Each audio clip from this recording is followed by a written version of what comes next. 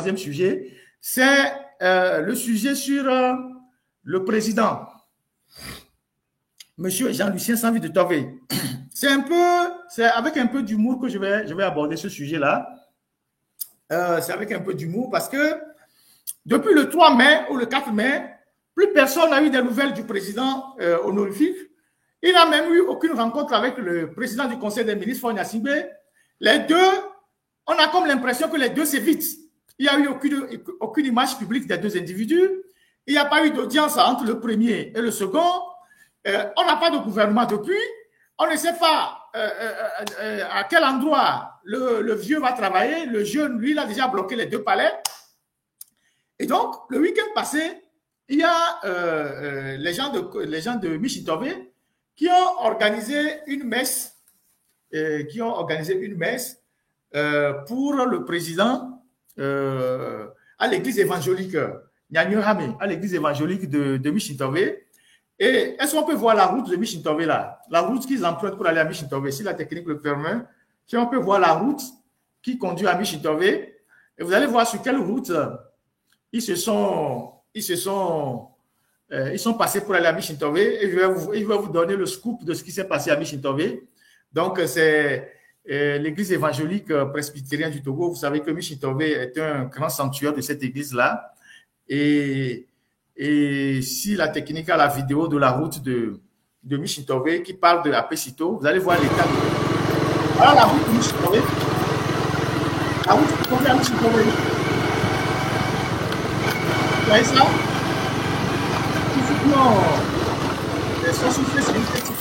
Voilà la route.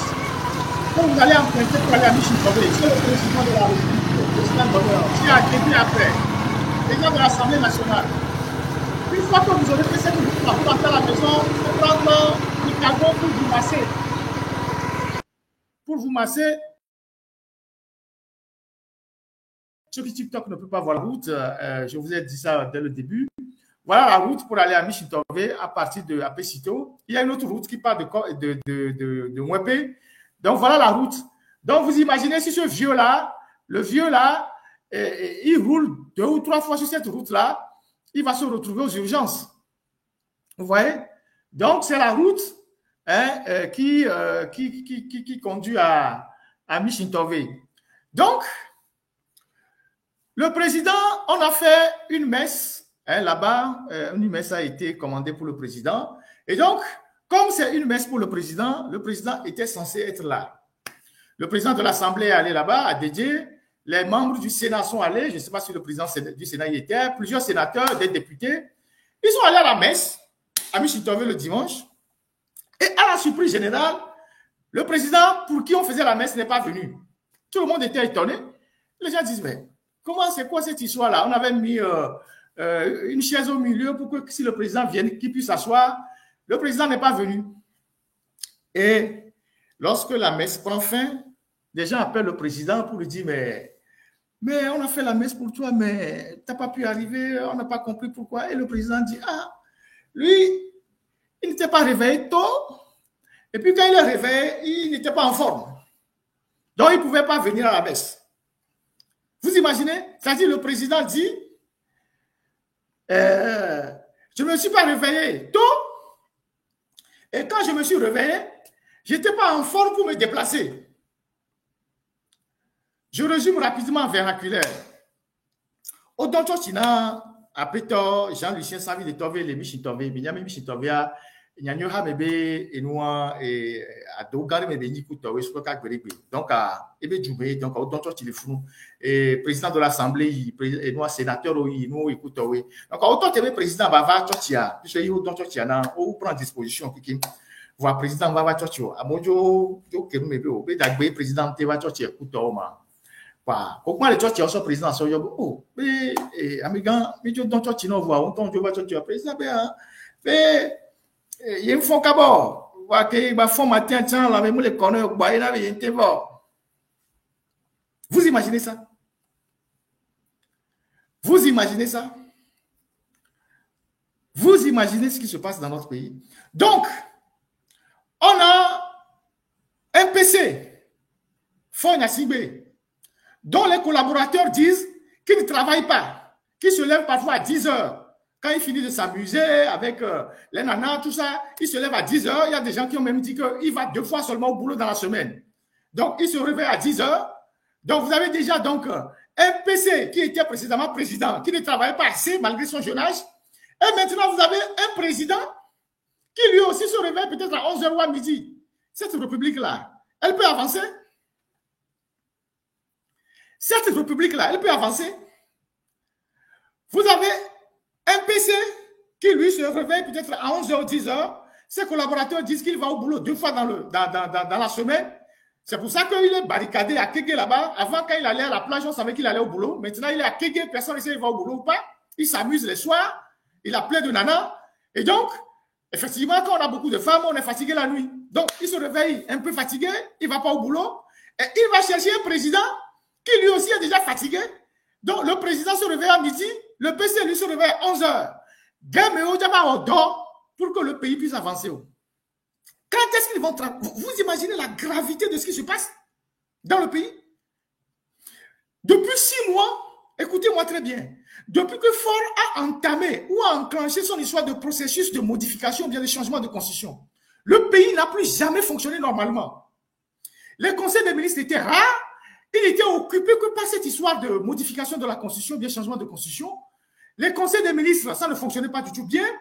On a passé toute la fin d'année à ne rien faire.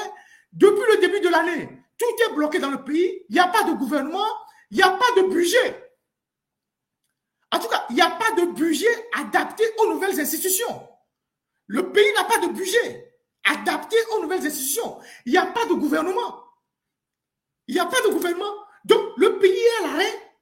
Personne ne sait où on va. On ne sait pas comment les ministères fonctionnent, comment les directions fonctionnent. On ne sait absolument rien. La seule chose qu'on sait, c'est que l'OTR va collecter les impôts. Donc, on n'a pas de loi de finances adoptée par l'Assemblée nationale par rapport aux nouvelles institutions. On n'a pas de gouvernement. La dernière fois, ils ont sorti un communiqué pour les manifestations en disant le gouvernement. Le gouvernement est où? C'est-à-dire que c'est un communiqué de faussaire parce qu'il n'y a pas de gouvernement. À ce jour, il n'y a pas de gouvernement.